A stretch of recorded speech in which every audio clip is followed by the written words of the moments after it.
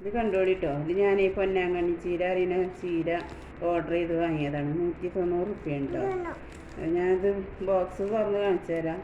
നിങ്ങൾക്കൊക്കെ വേണമെച്ചാൽ ഓർഡർ കൊടുക്കാം, അല്ലെങ്കിൽ പിന്നെ ഞാൻ കുഴിച്ചിട്ടിട്ട് ഞാൻ ഉണ്ടാക്കിയിട്ട് നിൽക്കും തരാം.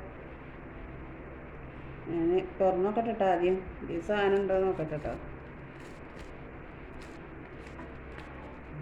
എൻ്റെ പേരക്കുട്ടി തീർച്ചയായിക്കണോ എനിക്ക് ഇത് കാണാനേ.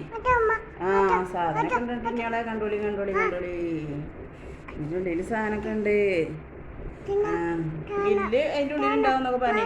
ബില്ലൊന്നും ഇല്ല കേട്ടോ, ബില്ലൊന്നും കാണാമല്ലോ.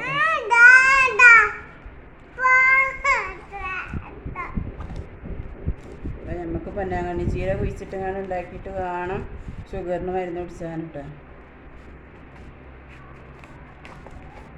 അപ്പോൾ കൂട്ടുകാരെ, ഇതാണ് ഇങ്ങനെയാണ് കിട്ടുക.